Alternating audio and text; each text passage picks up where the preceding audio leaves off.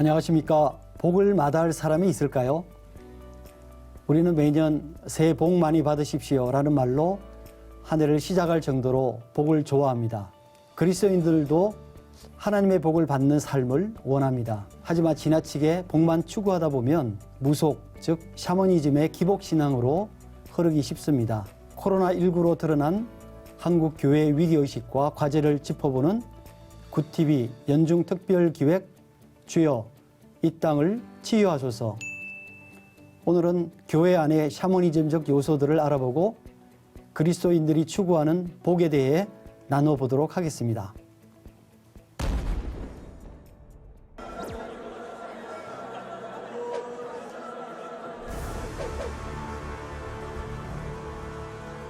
기독교가 복을 배제하면 뭐가 나쁘겠어요? 중요한 거는 복을 받은 복을 나눠야 돼.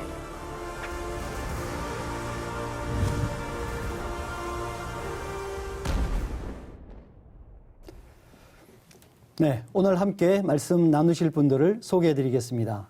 여의도 순복음 김포교회 김삼환 목사님 나오셨습니다. 반갑습니다. 백석대학교 김진규 교수님 나오셨습니다. 반갑습니다.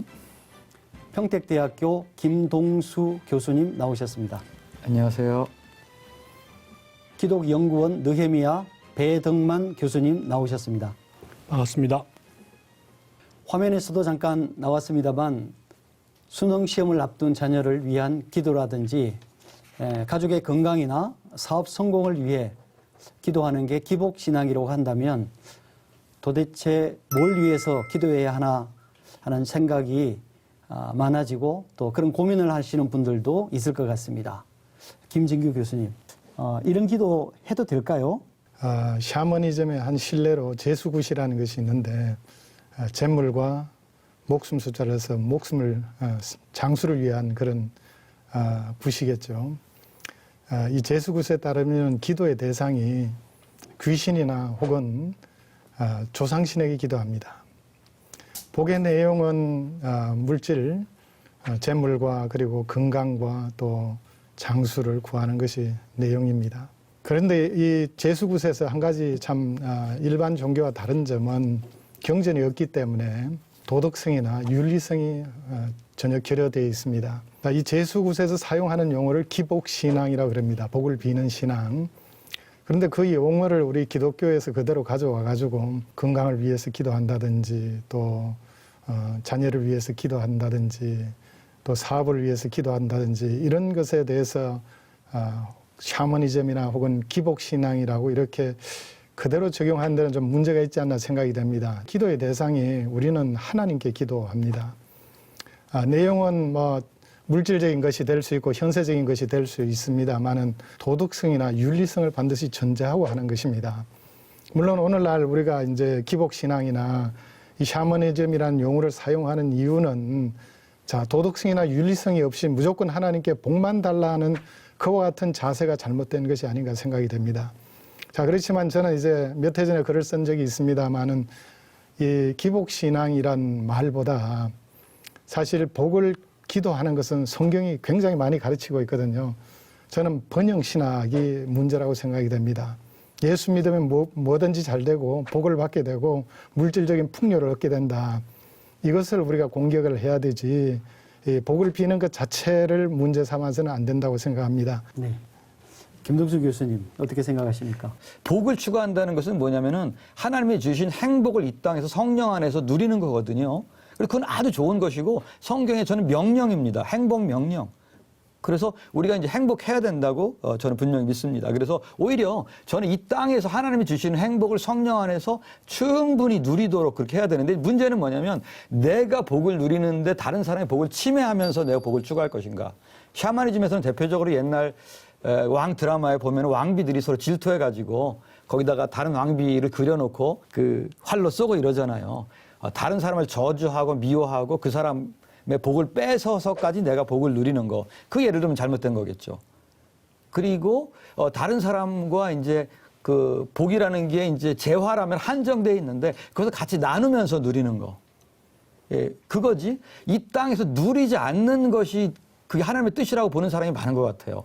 특히 십자가의 신학을 지나치게 강조하면은 이 땅에서 영적인 것 말고 물질적인 것이라든지 그다음에 우리가 치유라든지 삶의 모든 영역에서 하나님 주시는 복을 누리는 것을 굉장히 터부시하는 것 같아요. 제가 볼 때. 저는 그거는 아니라고 봅니다. 이 복을 누릴 때 나만을 위해서 다른 사람의 복을 침해하면서 그렇게 누리는 것만을 조심해야 한다면 오히려 저희는 복을 많이 누리는 것이 하나님의 뜻이고 그거를 많이 전파해야 되고 그것이 복음의 요소다. 저는 그래서 속죄의 3요소가 죄에 대한 속죄, 그다음에 우리의 몸의 치유에 대한 거, 그다음에 우리의 모든 삶의 영역에 대한 거 그것이라고 봅니다. 그래서 저는 거꾸로 복을 우리가 하나님이 주시는 복을 마음껏 누리고 행복하게 추구해야 된다. 그런 말씀을 드리고 싶습니다. 네, 송구 영신 예배 때 말씀 뽑기를 한다거나 또 새 차를 사가지고 목사님의 안수 기도를 청한다거나 또 개업 예배를 드리기도 하는데요. 한국만의 독특한 기독교 문화라고 생각합니다. 김삼원 목사님, 네. 이러한 모습들을 교회 안에서 남아있는 샤머니즘의 한 형태라고 볼 수 있을까요? 이 샤머니즘이라고 하는 것은 우리 한국의 역사, 문화의 독특한 그런 그 요소입니다. 우리 한국 사회에 그 많은 그 사람들이 이 기복적인 요소를 갖고 있습니다. 그것이 최근에도 예를 들어서 뭐 영끌 투자라든지 주식 열풍 그런 것들도 어떻게 보면은 정당한 윤리적 도덕적 가치를 배제한 채 자기의 이제 복을 위해서 추구하는 하나의 사회 현상이거든요. 특히 부동산 투자 같은 것은 우리 한국 사회에서만 볼 수 있는 독특한 그 샤머니즘적인 구조가 이 사회 현상으로 들어온 것이 아니냐. 그래서 교회 안에서만 그 샤머니즘적인 그 기복 신앙을 얘기해서는 안 되고 사회 현상에서 이렇게 젖어 있는 우리 한국만의 독특한 이런 샤머니즘적인 요소 이런 것들을 우리가 어떻게 대응하고 또 교회 안에 있는 그 샤머니즘적인 요소를 우리가 대응해야 될 것인가라고 하는 것은 그 굉장히 중요한 문제다 이렇게 생각을 하고요. 중요한 것은 복을 비는 그 행위 자체가 그 문제가 되는 것이 아니라 주변과의 관계, 특별히 우리 기독교 신앙에서 하나님과의 관계라든지 이웃과의 관계를 무시하고 자기 존재만을 위해서 기도를 한다든지 예를 들어서 뭐 다른 학생들이 아무리 열심히 공부했어도 다른 학생들은 다 실패해도 나는 점수를 잘 받게 해주십시오. 뭐 이런 거. 그리고 그 하나님과의 관계를 무시하고 자기 존재의 어떤 영달을 위해서 수능 시험에 임하면서 기도를 한다든지 또 무슨 그와 유사한 그런 모든 그 신앙 행위 이런 것들은 분명히 그거는 기복적인 요소고 그것은 극복이 돼야 된다. 그렇게 생각하고 있습니다. 네. 샤머니즘은 워낙 오래된 것이기 때문에 한국의 정서와 일상에 뿌리를 내리고 있다고 우리가 할 수 있고요. 또 그렇게 말씀하셨는데요. 그러다 보니까 유입되는 종교마다 샤머니즘의 영향을 받지 않을 수가 없었고 기독교도 예외가 아닌 것으로 생각이 됩니다. 배등만 교수님, 샤머니즘이 한국 교회에 어떤 영향을 미쳤을까요?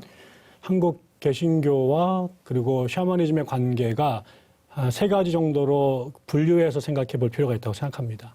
하나는 긍정적 요소도 있었어요.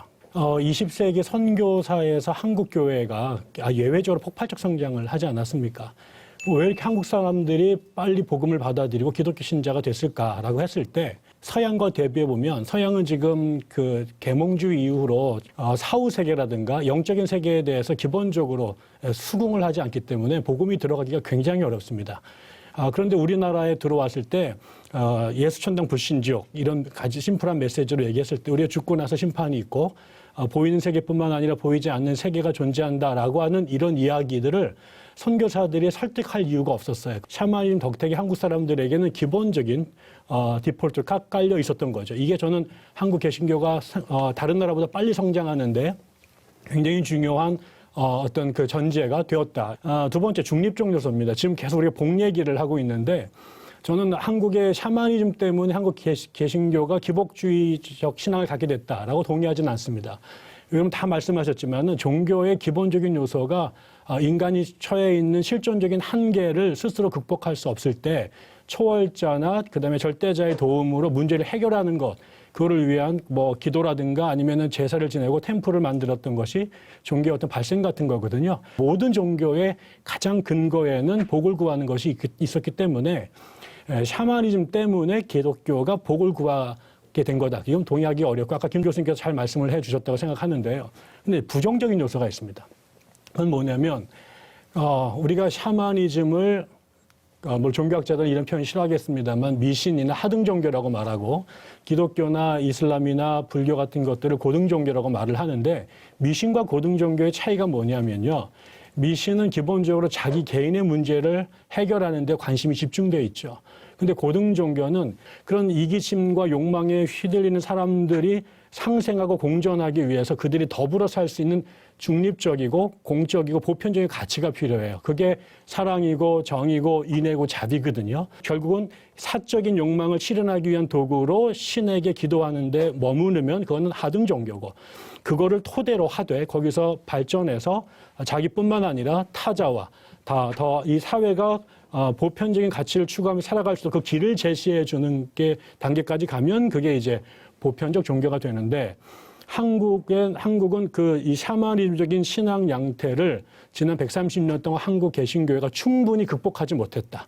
그래서 여전히 고등 종교의 외피를 갖고 있으나 속 안으로 들어가면 여전히 개인적인 욕망을 실현하는 도구로 예전에 바리대기 공주나 관훈장군에게 전하던 기도를 하나님께 하고 있는 경우들이 여전히 남아있는 거다. 이것이 저는 고등 종교로서 개신교회가 하등 종교인 샤머니즘을 충분히 극복하지 못한 부정적 영향이다. 이렇게 분리해서 말씀드리고 싶습니다. 네. 샤머니즘의 기복적 성향은 모든 종교에서 나타나는 보편적 성향이라 이렇게 말씀을 하셨는데요. 김삼환 목사님, 그럼 샤머니즘의 기복과 기독교에서 구하는 그런 복은 어떻게 다를까요? 우리 기독교 신앙에서는 기복 신앙이라고 하지 않고 그저 알기 쉽게 잘 되는 거, 잘 된다라고 하는 그것을 우리가 얘기를 해야 된다 이렇게 보고요. 그 요한 3서 2절 같은 경우도 보면 사랑하는 자여 내 영혼이 잘됨 같이 범사에 내가 잘되며 강건하기를 내가 간구하노라라고 했는데 그 잘된다라고 하는 것은 모든 인간이 추구하는 인간학적인 가치라고 하는 것입니다. 이 잘된다라고 하는 거하고 기복신앙은 분명히 이것은 그 차원이 다른 것인데 잘된다라고 하는 것은 인간학적 가치이기 때문에 인간의 노력을 배제하지 않습니다. 인간의 이성적 탐구라든지 의지적인 열정 이런 것들이 다 녹아있는 겁니다. 즉 사랑하는 자여 내 영혼이 잘됨 같이 내가 범사에 잘되며 강건하기를 내가 간구한다라고 할 때 그 인간학적 가치는 믿는 성도들의 이성적인 탐구나 의지적인 노력을 배제하지 않는다는 거죠. 그러나 소위 말하는 샤머니즘의 기복 신앙이라고 하는 것은 인간의 어떤 인간학적 가치 추구, 인간 이성의 이성적인 탐구라든지 의지적인 노력이라든지 그런 걸 배제하고 오히려 반이성적이고 반윤리적이고 반도덕적인 자기 어떤 존재 유익을 위해서 관계성을 완전히 무시해버리는. 그러나 우리 기독교 신앙의 핵심이라고 하는 것은 우리가 삼위일체에서도 보듯이 관계적 존재지 절대 존재가 관계에 앞서지 않습니다. 그렇기 때문에 우리가 그 요한 3서 2절에 사랑하는 자여라고 하는 이 처음의 서두를 우리가 굉장히 주의해서 봐야 되거든요. 사랑하는 자여라고 하는 것은 벌써 관계를 말하는 거거든요. 그 관계 안에서 그 다음에 너의 존재가 잘 되는 걸 바라는 거고. 그래서 우리가 이런 점에서 그 관계를 무시하고 자기 존재 유익을 구하는 샤머니즘적인 기복신앙, 또 인간학적 가치를 추구하는 것을 무시하고 반이성적이고 반윤리적이고 반도덕적인 그야말로 초월자에게 자기 복을 비는 그런 샤머니즘적인 기복신앙하고는 우리가 분명히 구분을 해서 잘 되는 것을 추구하는 것을 우리가 계속 해야 되겠다. 네. 기복신앙, 또 다른 말로는 축복신앙이 한국 교회를 성장하게 했지만 신앙의 체질을 또 약하게 했다는 비판도 있습니다. 자주 인용되는 요한 3서 2절 말씀처럼 예수를 믿기만 하면 구원과 함께 건강의 축복, 물질의 축복도 함께 따라오는 것일까요? 김삼원 목사님 어떻게 생각하십니까? 예, 그 축복 신앙의 뭐 성경적 근거로 특히 우리 순복음 교회에서 주장하는 요한 3서 2절, 이 요한 3서 2절을 사람들이 그 해석을 할 때 중간에 영혼이 잘 되고 범사에 잘 되며 강건하기를, 그것을 굉장히 강조를 하는데, 또 우리가 그 주의해야 할 부분이 마지막 부분입니다. 간구하노라. 너가 영혼이 잘 되고 범사에 잘 되며 강건하기를 내가 간구하노라. 이 간구하노라라고 하는 것이 가치론적 추구입니다. 즉 가치론적 추구라고 하는 것은 이 사실적, 현실적 어떤 그 상태와 우리가 구분해서 생각을 해야 된다. 그 사실적 차원에서는 하나님의 주권이 들어 있습니다. 우리가 그 성경에도 보면은 하나님 앞에 기도를 하지 않습니까? 많은 성도들이, 특히 시편 같은 거 보면 시편 기자들이 왜 내가 이렇게 부르짖는데도 하나님 응답하지 아니하십니까? 그러나 가치론적 추구라고 하는 것은 우리 인간학적 차원에서, 인간의 차원에서 우리가 드릴 수밖에 없는 거예요. 예를 들어서 병 드신 분들한테 가서 우리가 기도할 때 병이 낫게 해주시고 건강을 얻게 해주십시오. 간절히 우리가 기도해야지 뭐 병이 더 악화되어서 빨리 세상을 떠나게 해주십시오. 그렇게 기도할 수는 없습니다. 그래서 그 우리가 가치와 사실을 우리가 구분하면서 소위 문제는 그 번영신학이라고 하는 것입니다. 그 번영신학이라고 하는 것은 사실 이 요한 3서 2절 축복신학하고는 관계가 먼 것이다. 왜냐하면 번영신학의 출발점은 그 구조적인 문화 배경이 미국이었습니다. 프라스페리티 테올로지라고 하는 거. 이것은 출발점 자체가요, 이미 잘 살고 있는 데서 더 잘 살겠다는 것이죠. 그래서 어떤 모종의 그 패권적인 그 힘을 추구하겠다라고 하는 것이 들어가 있습니다. 이것은 비성경적입니다. 그러나 우리 축복신학이라고 하는 것은 외세의 침략을 받고 또 일제의 그 지배를 받고 또 6.25 그 전쟁의 비참함을 겪고 난 그 사람들, 이것이 1950년대에 나온 게 아닙니까? 그래 했을 때 정말 인간의 그 기초적인 생활 자체도 보장될 수 없었던 그런 비참함에서 요한 3서 2절을 기초로 한 축복신학이 형성되기 때문에 이 축복신학의 그 출발점과 미국의 그 번영신학의 출발점은 이 출발점 자체가 다른 거죠.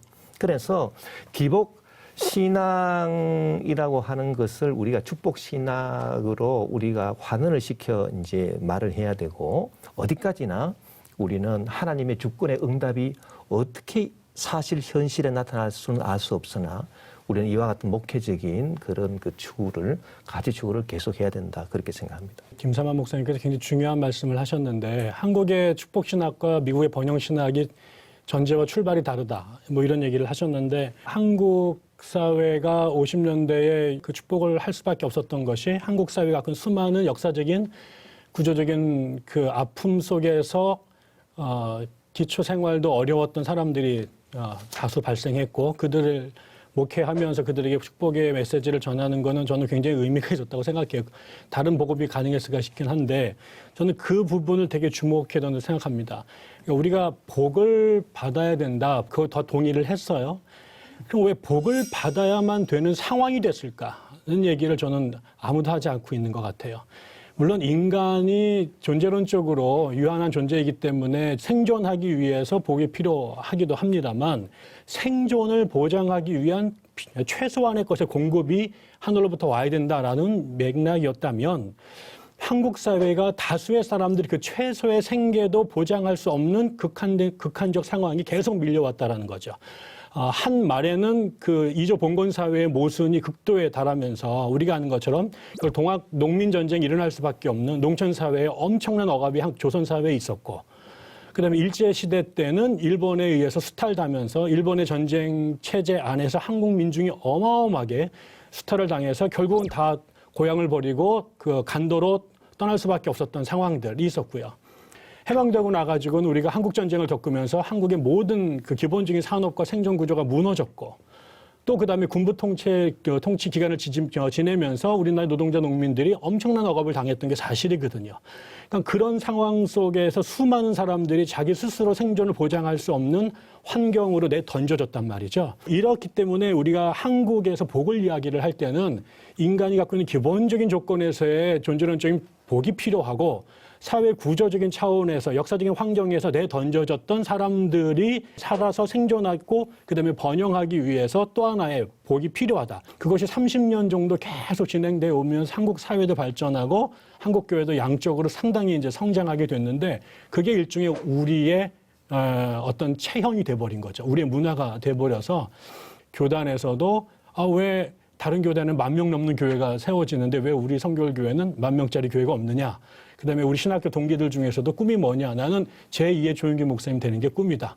뭐 이런 것들이 우리들 안에 자연스럽게 생긴 거죠. 그거 자체가 뭐 크게 나쁘다고 볼 수는 없겠습니다만 우리 안에 이제 성장, 그 성장이라고 하는 것이 양적이고 물질적인 것, 이런 것들이 한국 사회와 교회가 대표적으로 갖게 된 건데 1990년대 이후로 한국 교회가 양적으로 성장이 이제 스톱이 되기 시작하고 그동안에 교회 안에 쌓였던 수많은 모순들이 드러나기 시작합니다. 성직자들의 문제라든가 교회 세습의 문제라든가 그다음에 정치적인 문제라 이런 것들이 막 드러나게 됐을 때 사람들이 왜 한국 교회가 이렇게 됐을까? 그동안에 민족을 끌고 오던 그 중요했던 교회가 왜 이렇게 사회적 비난의 대상이 됐을까라고 하다 보니 그때 우리 모두가 한국 사회는 한국 교회는 예외 없이 복. 근데 그 복의 내용이라는 게 아까 목사님들 말씀하신 것처럼 공적이거나 윤리적인 것들을 포함하지 못한 물질적으로 그다음에 사회적인 영향력이 양적으로 증가하는 것에 올인했던 이게 결국 기복신앙이라고 이렇게 명명할 수 있는 이런 현상이 그런 질병적 현상들을 드러내지 않았는가라고 하게 되면서 이제 한국 교회 안에 이 기복신앙에 대한 문제가 아주 심각하게 대두되지 않았을까 그렇게 이해를 하고 있습니다. 네, 김진규 교수님, 교회가 축복을 강조해온 결과가 한국 교회에 어떻게 났다고 생각하십니까? 예, 제가 한 예를 한번 들어보겠습니다. 몇 해 전에 제가 사랑하는 제자 중에 하나 전도를 열심히 하는 제자가 길을 가다가 기도를 하고 싶어서 어느 교회에 들렀습니다. 이런 문구가 적혀 있었다고 합니다. 신앙생활 10계명. 첫째, 예배 잘 드리면 영혼이 복받고, 둘째, 11조를 잘 드리면 물질에 복받고, 이웃사랑 잘하면 주님 사랑받고, 성경을 잘 읽으면 지혜에 복받고, 기도 잘 드리면 응답에 복받고, 전도를 잘하면 면류관 복받고. 여기에 보면은 두 가지가 큰 문제인데요. 첫째, 복받는 것이 온통 초점입니다. 두 번째는 뭡니까? 초점이 자기가 있습니다. 내가 복받는 거예요. 자, 기독교인들을 이렇게 물질적이든 그것이 영적이든 간에 내가 중심에 있고 복받는 것이 포커스가 된다면은 결국 이기적인 기독교인을 만들지 않겠습니까? 교회도 이런 교회가 된다면 개교회주의적인 그런 교회를 만들지 않겠습니까? 하나님 나라는 더 넓은 세계는 생각하지 않게 되는 거죠. 여기에는 하나님 나라와 하나님 영광을 위한 구원은 하나도 없습니다. 오로지 자기에게 초점이 맞춰져 있고 자신의 복에 초점이 맞춰져 있습니다. 자, 번영신학을 추구하는 사람들이 많이 애용하는 요한 3서 2절 말씀, 사랑한 자의 내 영혼이 잘된 같이 범사가 잘되고 강건하기를 원하노라. 자, 이 말씀은 맞는 말씀이에요. 그렇게 영적인 우선순위대로 한다면은. 그런데 이 말씀을 미묘하게 변형시켜서 사용하는 게 문제가 있다고 생각됩니다. 자, 영혼이 잘됨을 근거로 해서 범사의 형통과 건강을 추구하는 신앙 목표를 설정한다면은 성도들로 하여금 기복적이고 번영신앙적인 그런 모습으로 이끌고 가는 게 아닌가 생각이 됩니다. 이 말씀은 영혼의 잘됨을 근거로 해서 현세적인 복을 추구하도록 주신 말씀이 아닙니다. 이러한 미묘한 형태의 번영신학으로 우리가 자주 세뇌를 당하는데 설교들이 설교할 때도 저는 조심해야 된다고 생각합니다.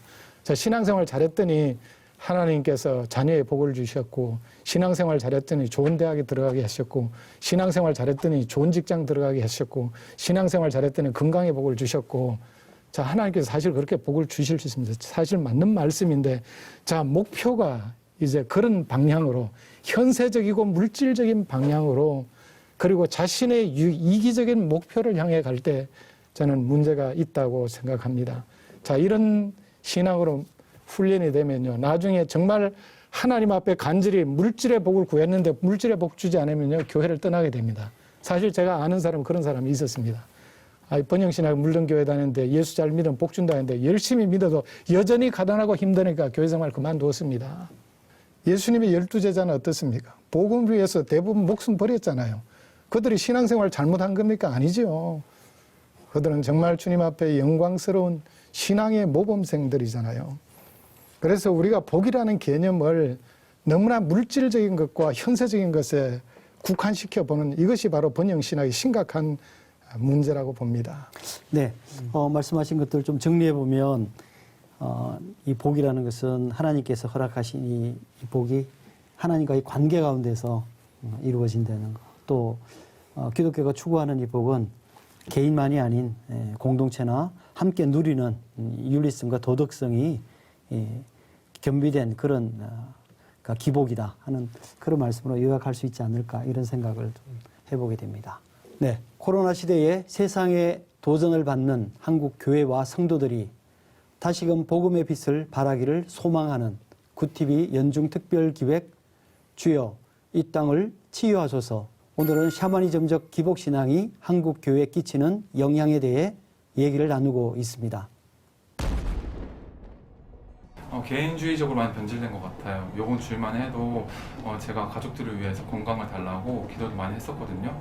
근데 이제 제가 배우기로는 남을 위해서 기도도 하고 공동체를 위해서 기도하라고 배웠는데 많이 어려운 것 같아요. 간증을 보면 보통 이제 예수님을 믿으면 복을 받는다 아니면 꼭 성공을 한다라는 식으로 꽤 많이 흘러가는 것 같더라고요. 그래서 저는 이런 신앙의 목적이 너무 그런 쪽으로만 좀 치우치는 것 같아서 그 부분이 좀 아쉬웠어요. 사실 저희가 성경을 볼 때 뭔가 복을 준다 혹은 뭔가 잘 된다 이런 말씀들을 되게 기쁘게 막 밑줄도 치고 좋아하면서 보게 되는데 사실 뭔가 신앙적으로 좀 부담이 되고 내가 지키기 조금 어려운 말들이 나올 때는 그런 것들 좀 기피하게 되는 그런 부분이 있는 것 같아요. 복을 원하는, 구하는 기도만 하는 사람들이 있더라고요. 그런 사람들이 이제 복을 받지 못하는 경우에는 교회를 떠나가더라고요. 심지어 제 친구는 중학교 내내 교회를 잘 다니다가 수능을 잘 보게 해달라는 기도를 꾸준히 했는데 수능 후에 그게 이루어지지 않자 교회를 떠나는 경우도 있었어요. 우리가 꼭 복을 받기 위해서 신앙생활을 하는 것은 아니지 않습니까?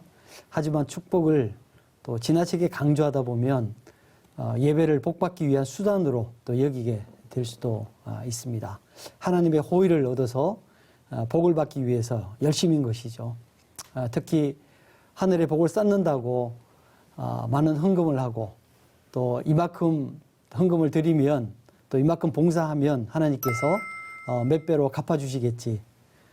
그런 믿음의 대가로 축복을 우리가 구하는 건데요. 김동수 교수님, 그러니까 이런 축복에 대한 어떤 태도, 이런 태도는 우리가 좀 바람직하지 않지 않습니까? 어떻게 생각하십니까? 예, 그러니까 이제 오늘 쭉 그 복, 축복에 대해서 얘기를 이제 했는데, 그러니까 신관이 문제 같아요, 신관. 그래서 지금 이제 사회자께서 말씀하신 그런 신관, 그런 사람은 신관이 소위 말하는 용왕님 신관을 가지고 있는 겁니다. 그리고 용왕님이 좋아하는 게 두 가지예요. 예쁜 처녀하고 시루떡입니다. 그래서 용왕님은 또 굉장히 잘 삐져요. 시루떡을 작년보다 좀 덜 바쳤다든지 작년보다 덜 예쁜 처녀를 빠뜨렸다든지 그런 삐져. 그러니까 보다 많은 정성을 거기다 이제 들여야 되고 또 우리도 그만큼 정성을 들인 것만큼 또 빼내야죠. 우리 옛날에 이제 제가 대학 다닐 때 도서관에 요즘에도 있는데 100원짜리 넣으면 이제 커피가 나오는 게 있었습니다. 근데 옛날에는 기가 안 좋아서 안 나오는 때도 있었어요. 그럼 100원을 넣고 안 나오면은 톡톡 두드렸습니다. 더 안 나오면 주위에 이렇게 누가 있나 봐가지고 발로 한번 꽉 찼어요.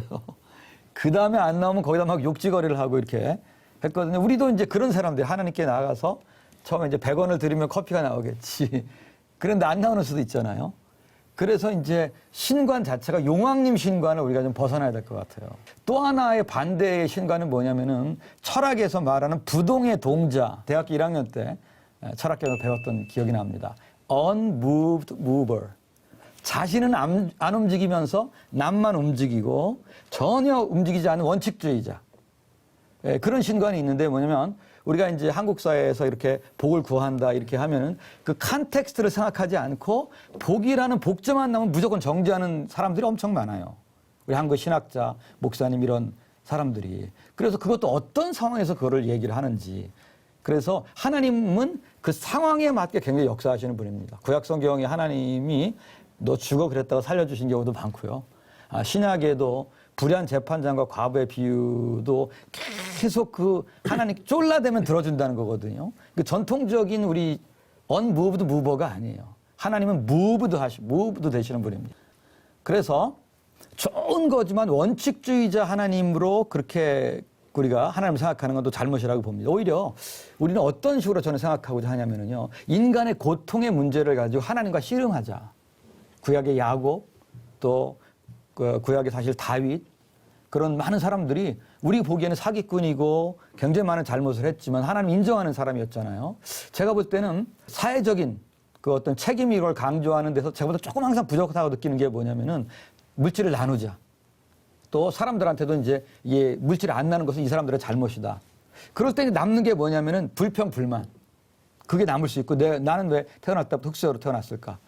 그 다음에 그 사람들에게 하나님과의 밀접한 교제를 통해서 물질의 그 복도 받지만 그 자신의 개인의 영적이고 심리적이고 또 육체적인 문제를 해결할 수 있도록 하나님과 만나라고 하는 그런 가르침은 너무 없었던 것 같아요. 물론 반대는 다른 가르침이 없었죠. 이게.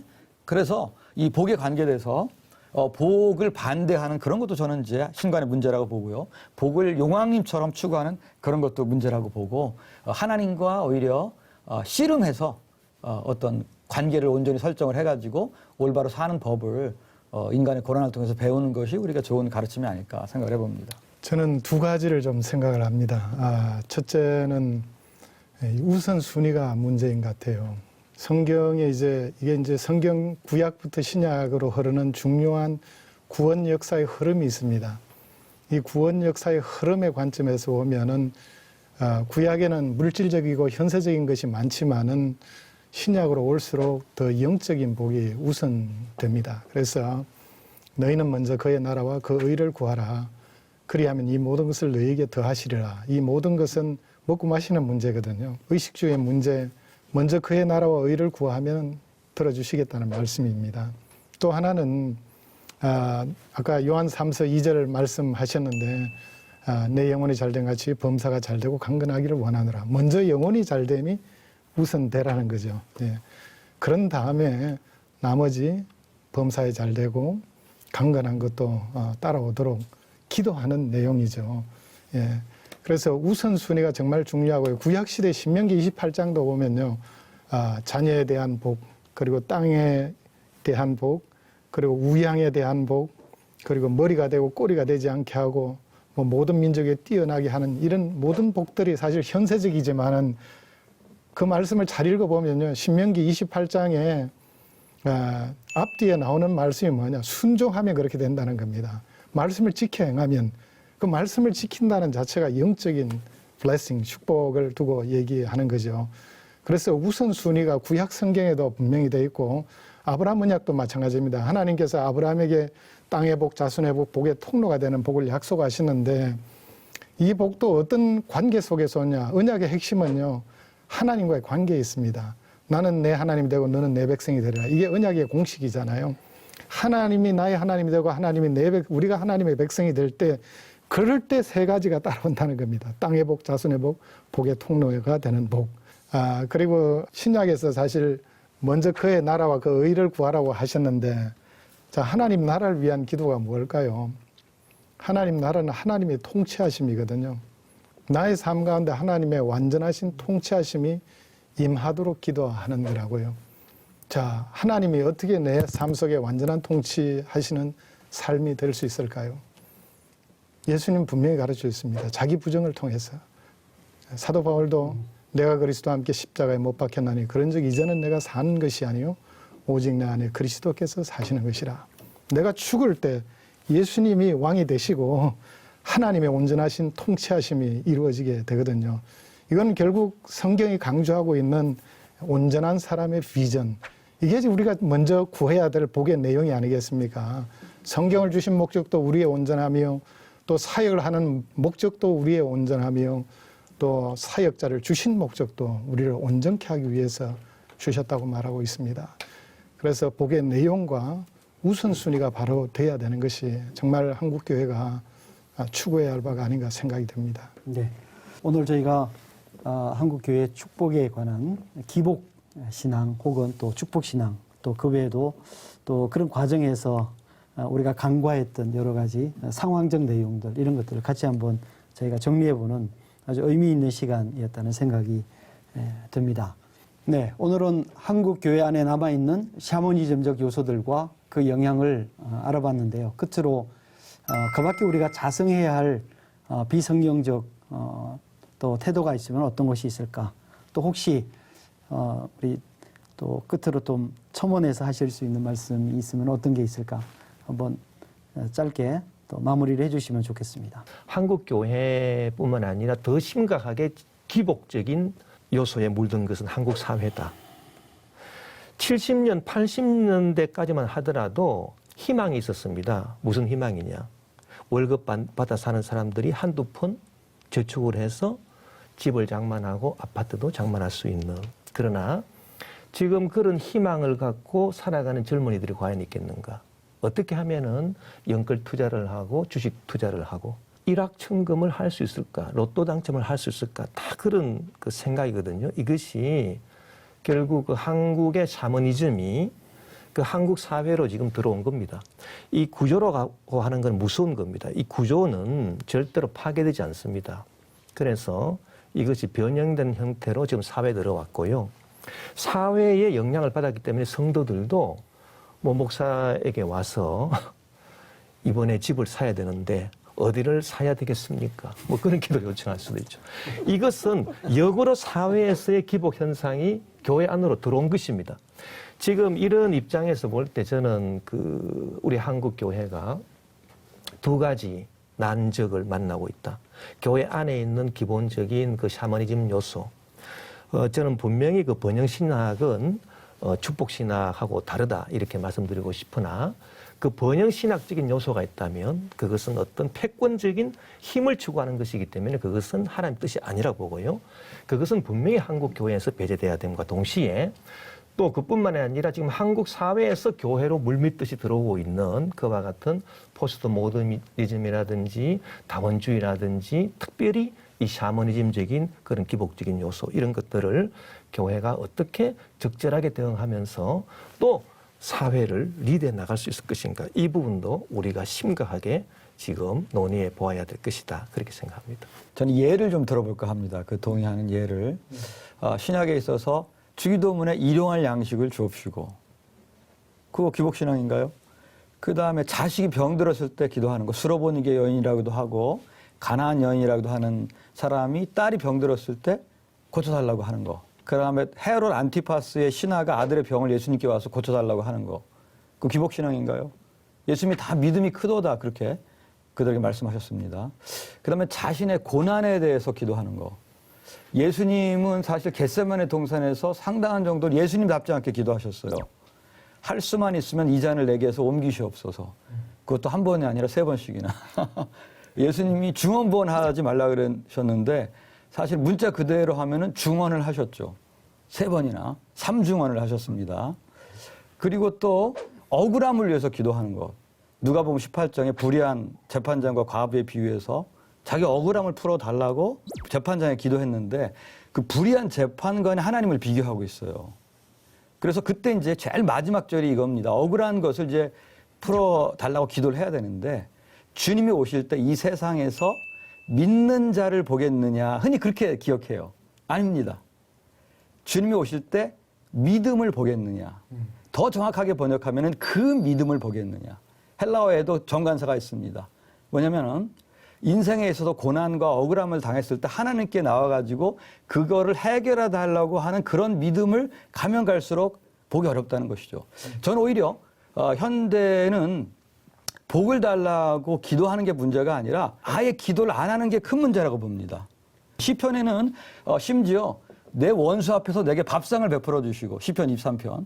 그리고 내 원수는 내가 먹는 것을 보고 쫄쫄이 굶게 해주시고 이게 다윗의 기도인데 기도는 저는 뭐든지 해도 되는데 대상이 아까 김진규 교수님 말씀하신 대로 하나님께 하느냐. 하나님께 와서 하소연하고 내 모든 인생의 문제를 하나님과 관계 속에서 해결하려고 하느냐 그게 문제지 기도의 내용을 꼭 이타적으로 해야 된다 저는 그렇게 보지 않아요. 시작은 어떤 기도든지 하나님과 연관돼서 하고 기도하는 가운데 기도의 내용이 저절로 자연스럽게 저는 바뀌는 것이라고 봅니다. 오히려 저는 하나님께 인생의 문제를 걸지 않고 기도하지 않는 게 한국 교회 지금 가장 큰 문제라고 봅니다. 겟세마네에서 예수님께서 기도하신 얘기가 나왔는데요.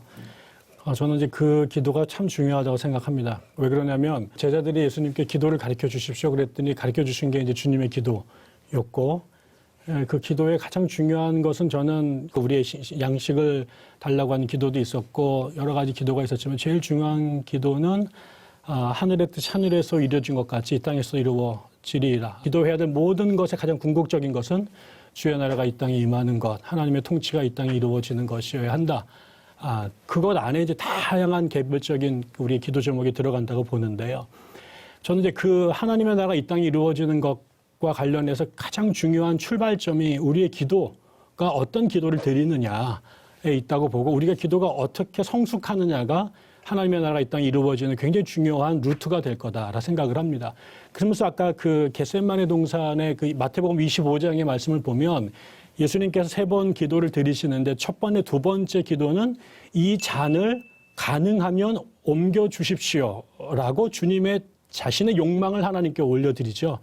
근데 그 기도가 3번째 돌아가면 만약에 이 잔을 내가 마시는 것이 하나님의 뜻이라면 그 잔을 마실 수 있도록 도와주십시오라고 기도가 바뀝니다. 처음에 두 기도는 내가 설정한 목표를 하나님이 이루시도록 하나님께 청원을 드리고 설득하는 기도였다면 그 기도의 과정을 통해서 이 잔을 마시는 것이 주님의 뜻이라는 것을 예수님께서 인식하시게 되고 자기를 내려놓고 주님의 뜻이 실현되도록 기도하시는 거죠. 하늘의 뜻이 예수님 안에 이루어진 거죠.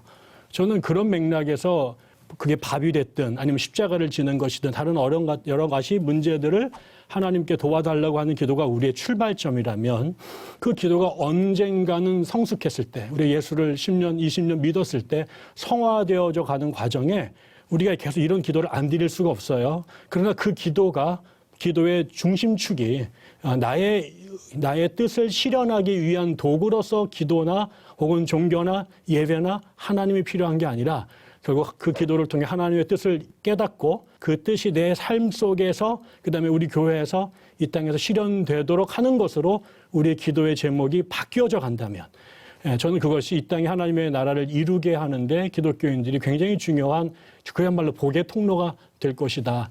저는 그런 식으로 우리 기도가 바뀌어가면서 우리의 복의 개념도 좀 바뀌어가고 신앙생활의 중심도 좀 옮겨갔으면 참 좋겠다.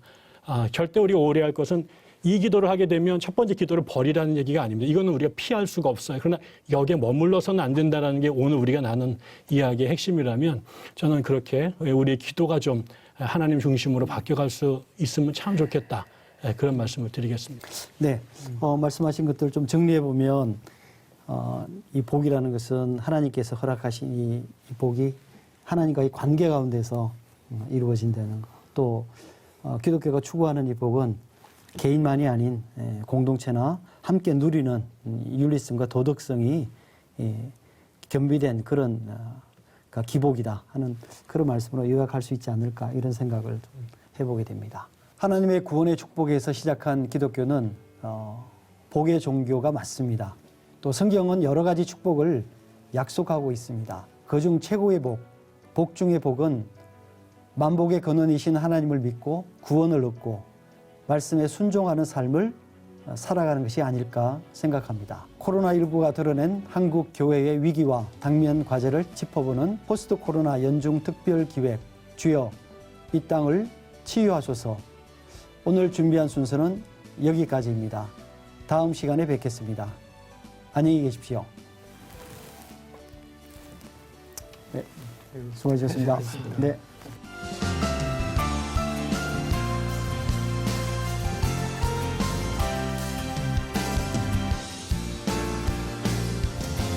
주께 감사합니다.